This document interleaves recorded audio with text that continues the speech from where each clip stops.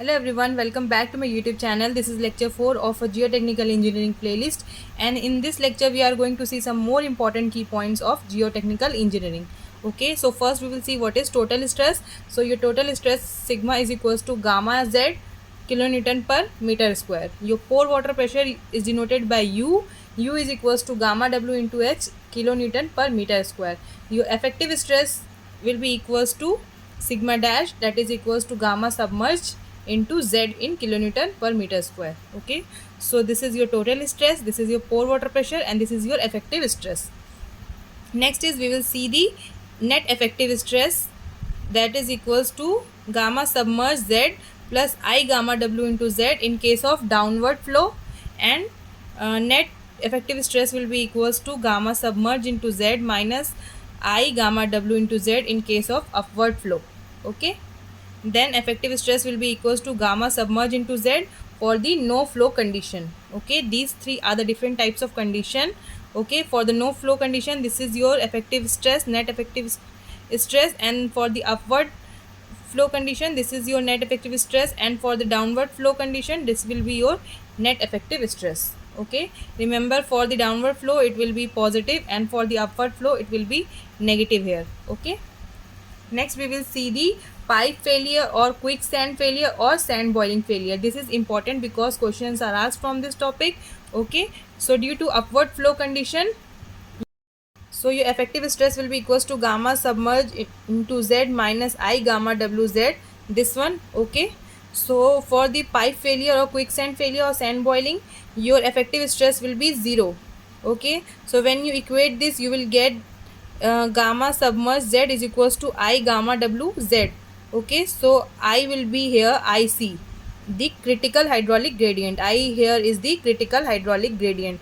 It will be equals to gamma submerged upon gamma W. Z and Z will get cancelled. Okay, or you can write that IC is equals to G minus 1 upon 1 plus E into gamma W. This is the formula of gamma submerged. We have covered this in the previous lecture. Okay, so you can cover the different formulas from the previous lectures. Okay, so gamma submerged will be equals to G minus 1 upon 1 plus E into gamma W upon gamma W. Okay, gamma W will get cancelled. So your critical hydraulic gradient will be equals to G minus 1 upon 1 plus E. Okay, next is the hydraulic gradient at exit, that will be equals to change in H upon length. Okay, note here you have to see that the hydraulic gradient at exit should be less than critical hydraulic gradient. Okay, so for the safe or no quicksand condition, your hydraulic gradient, exit hydraulic gradient, should be less than your critical hydraulic gradient. If your exit hydraulic gradient is greater than your critical hydraulic gradient, that means it is unsafe or a quicksand condition. Okay, so the factor of safety, this is important point, that factor of safety. Okay, so factor of safety will be equals to the ratio of your critical hydraulic gradient upon the hydraulic gradient of exit. Okay, factor of safety should be greater than 1 for the safety. So now we will see the total seepage discharge.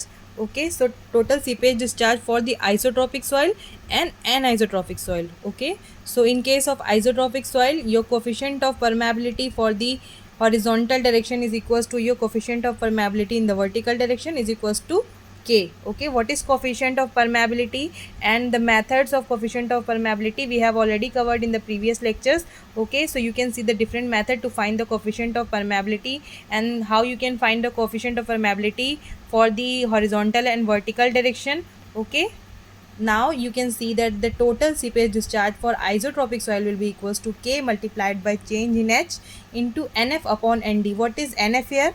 NF is equals to the number of flow channels. What is ND here? ND is equals to number of equipotential drops.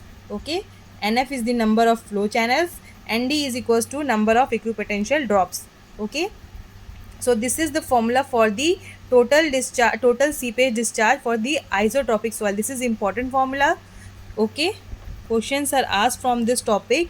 Next is anisotropic soil. So if the soil is anisotropic, that means your coefficient of permeability in the horizontal direction will not be equal to your coefficient of permeability in the vertical direction. Okay, So your seepage discharge will be equals to Q under root of kx ky multiplied by change in h nf upon nd. Okay, here this is the difference. Here it will be k, here it is equals to under root of kx ky. Okay, coefficient of permeability in the horizontal direction, coefficient of permeability in the vertical direction. I hope it is clear to you. Okay, this is the difference between the seepage discharge for the isotropic soil and for the anisotropic soil. Now we will move ahead and we will see the reduced base length of dam. All these are the small and important topics. Okay, next is reduced base length of a dam. So x will be equals to under root of ky upon kx multiplied by your small x. What are the terms here? Here kx is equals to coefficient of permeability in the horizontal direction simply, and ky is equals to coefficient of permeability in the vertical direction. Your coefficient of permeability in the horizontal direction is greater than the coefficient of permeability in the vertical direction. Okay, now we will see the coefficient of permeability for aquifers. Okay, so in case of unconfined aquifer, your coefficient of permeability will be equals to, the formula is 2.303 q log 10 r upon small r pi h square minus small h square. Okay, this is Dupuit's theory. Here main wells are provided. Okay, remember this is Dupuit's theory, and next formula is for the coefficient of permeability for unconfined aquifer, but this is from Thames theory. Okay, 2.303 q log 10 r2 by r1 pi h2 square minus h1 square. Here observation wells are provided.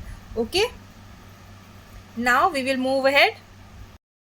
Next, for the confined aquifer, the formula to find the coefficient of permeability is equals to 2.303 q log 10 r upon small r upon 2 pi b capital H minus small h for the Dupuit's theory. K is equals to 2.303 q log 10 r2 by r1 2 pi b h2 minus h1. This is for the Thames theory. Okay.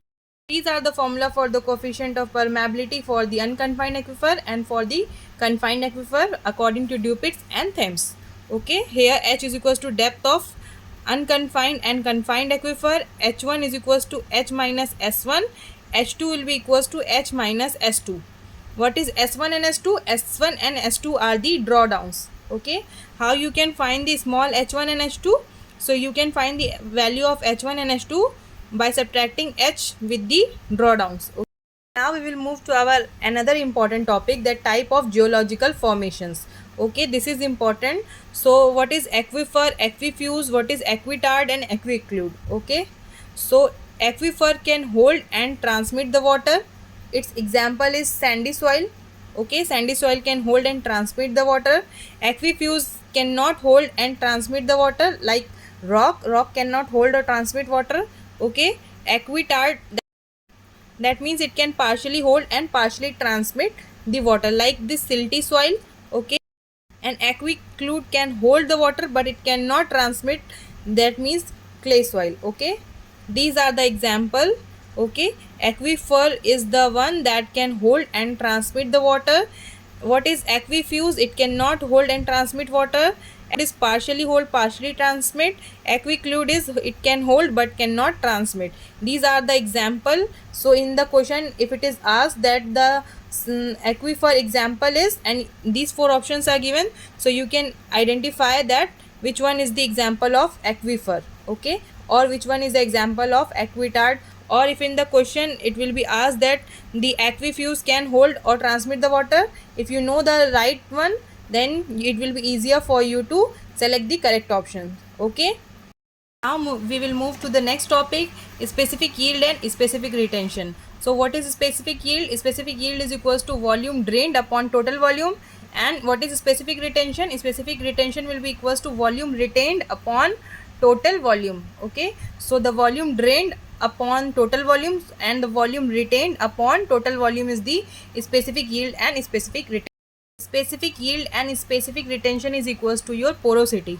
Okay, specific yield and specific retention is equals to porosity. Next we will see the compressibility. So in the compressibility, first we will see what is over consolidation ratio, OCR.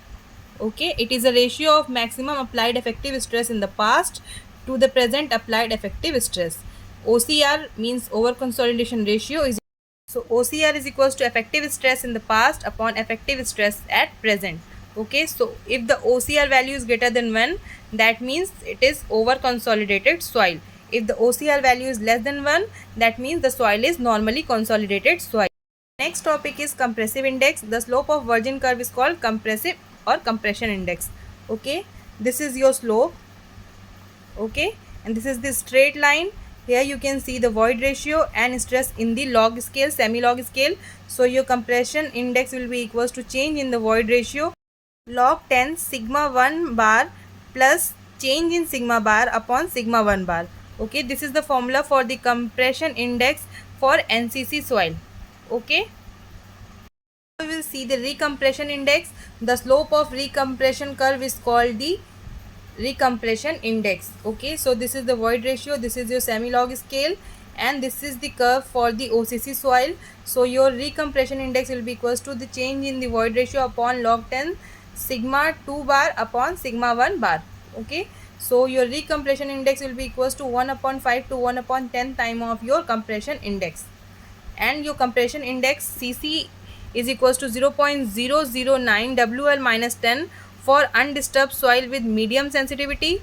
CC is equals to 0.007 WL minus 7 for the remolded soil with low sensitivity. Okay, all these are the important formulas because these formulas are used to solve the numericals, and there are direct questions from these formulas also. You have to understand these formulas to implement in the questions also. Okay, next is the coefficient of compressibility. Coefficient of compressibility is denoted by AV. AV is equals to change in the void ratio upon change in the stress. Its unit is meter square per kilonewton. Okay, coefficient of volume compressibility, it is denoted by MV. MV is equals to coefficient of compressibility, means AV upon 1 plus E naught.